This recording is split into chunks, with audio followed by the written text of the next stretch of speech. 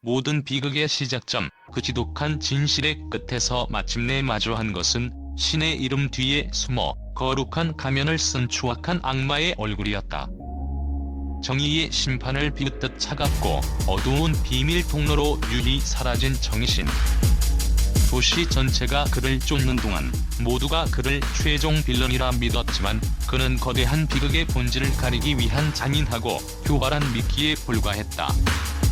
진짜 괴물은 가장 가까운 곳에서 가족이라는 신성한 이름으로 딸의 영혼과 삶을 수십 년간 송두리째 집어삼키고 있었다.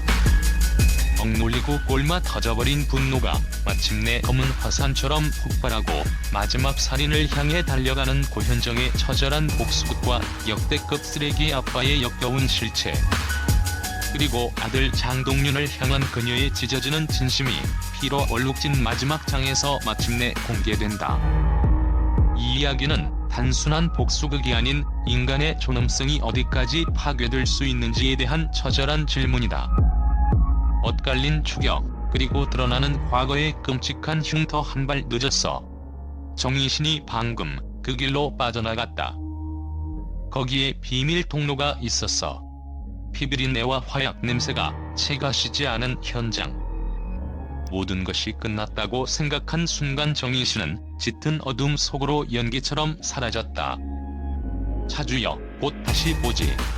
귓가를 파고드는 그의 섬뜩한 작별 인사는 새로운 시작을 알리는 저주와도 같았다.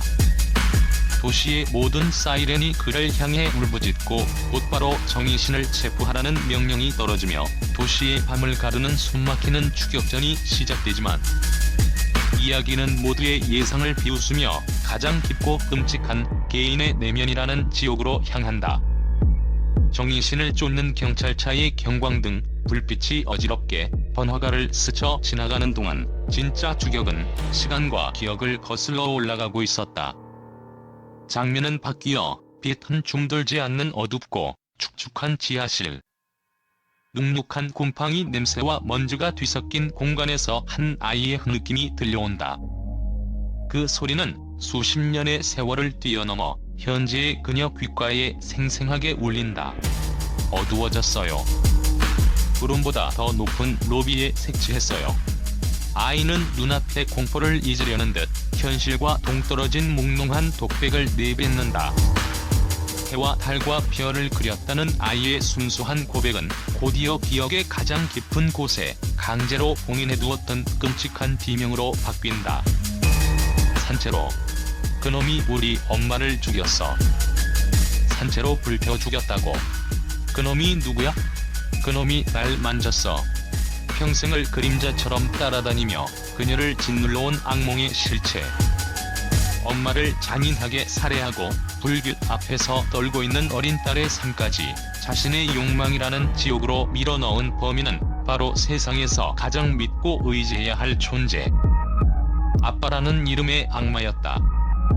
그날의 지독한 화염과 살려달라던 엄마의 비명, 그리고 축축하고 차가운 악마의 손길은 결코 지워지지 않는 영원한 흉터이자 그녀 존재의 이유가 되었다. 용서받은 목사? 위선으로 가득 찬 역겨운 재회, 그리고 마침내 수십 년의 세월을 건너 악몽의 근원과 마주한다. 그러나 그의 모습은 상상조차 할 수 없었던 위선의 극치였다. 아빠. 오랜만이야. 예쁜 우리 딸, 아빠가 많이 사랑해. 기름진 미소와 함께 딸을 끌어안는 그의 몸에서는 이제 값비싼 향수와 향냄새가 뒤섞여 났다. 그는 이제 웅장한 교회의 강단 위에서 신이 대리인이자 영혼의 구원자를 자처하는 존경받는 목사가 되어 있었다. 그는 과거의 모든 죄를 마치 남의 이야기를 하듯 아무렇지 않게 고백하며 뻔뻔하게 용서를 논한다. 네 엄마가 없으니 이제부터 엄마가 하던 일을 네가 해야 한다고 말했지. 그리고 주님께도 밤새 빌었고 마침내 부름을 받아 목사가 되었지. 기억나니? 난 사과했어. 모두에게. 난 이렇게 용서받았어. 단 한 줌의 죄책감이라고는 찾아볼 수 없는 그의 모습에 딸의 눈은 서서히 이성을 잃고 핏빛 분노로 타오른다. 자신의 이름으로 자신의 추악한 죄악을 세탁하고 구원받았다고 짓거리는 그에게 딸은 결코 단 한 조각의 용서도 허락할 수 없었다. 그의 거룩한 목살 가운 아래에서는 여전히 그날의 역겹고 탐욕스러운 욕망이 뱀처럼 꿈틀대고 있었다.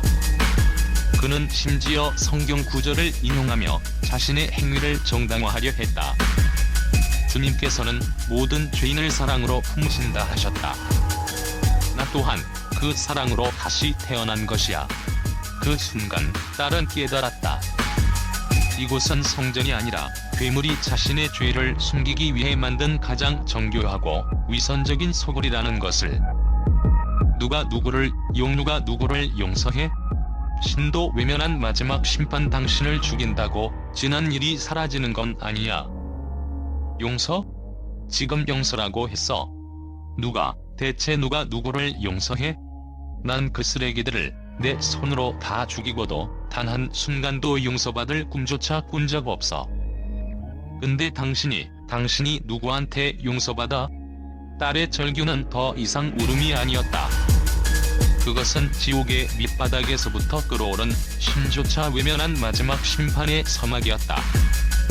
그녀는 아버지를 향해 그리고 이 모든 비극의 고리를 자신의 손으로 끊어내기 위해 서늘하게 빛나는 칼을 든다. 바로 그 순간 요란한 소리와 함께 경찰이 들이닥치고 평화롭던 예비당은 순식간에 아수라장이 된다. 움직이지 마. 칼 내려놔. 저 악마 같은 년 당장 쏴 죽여. 광기에 사로잡힌 아버지의 외침과 필사적으로 그녀를 말리는 수열의 절규가 비명처럼 뒤섞인다. 안 돼. 수열아. 이건 내가 원해서 한 거야. 내 손 더럽히지 마, 제발. 그러나 비극은 또 다른 비극을 낳는 법. 그녀를 보호하려던 수열은 피를 흘리며 차가운 바닥으로 쓰러진다. 아들의 이름을 부르짖는 엄마의 울부짖음이 텅 빈 예배당의 거대한 십자가 위로 처절하게 울려 퍼진다. 스테인드 글라스 창문으로 들어온 빛이 쓰러진 수열의 피와 뒤섞여 기괴하고도 성스러운 장면을 연출했다. 그것은 한 인간의 복수가 어떻게 주변의 모든 것을 파괴하는지에 대한 잔혹한 증거였다.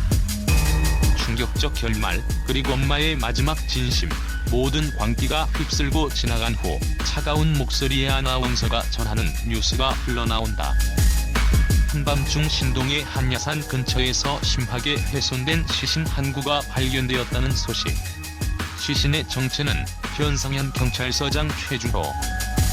그는 2년 전 온 나라를 떠들썩하게 했던 노천 살인 사건의 범인 강연중을 검거한 공로를 인정받은 인물이었다. 이 충격적이고 의문투성이인 소식은 정의신과 아버지 뒤에 숨어있는 법과 제도의 이름으로 괴물들을 보호하는 또 다른 거대한 음모의 존재를 암시하며 끝을 알 수 없는 찝찝함과 공포를 남긴다. 최준호 서장의 죽음은 단순한 살인 사건이 아니라 시스템 전체에 퍼져있는 부패의 고리를 끊으려는 누군가의 경고처럼 들렸다. 그리고 우리는 이 모든 비극의 끝에서 한 엄마의 마지막 선택을 마주한다. 오지마. 그래도 돼. 정현이랑 같이 갈 거야. 그래도 갈 거야, 내가. 넌 지금처럼 내 인생 살아. 다 잊어버려. 내가 엄마니까. 아들을 완벽하게 깨끗한 세상에 남겨두기 위해 기꺼이 홀로 모든 죄와 진실을 짊어지고 가장 깊은 지옥으로 걸어 들어가는 엄마의 마지막 진심. 그녀에게 엄마라는 이름은 희생과 사랑의 동요이자 아들을 위해서라면 악마가 되는 것조차 감수하겠다는 처절한 약속이었다. 그녀의 마지막 살인은 과연 누구를 향한 것이었을까? 이야기는 끝났지만 그 진짜 최종 빌런은 과연 누구였을까?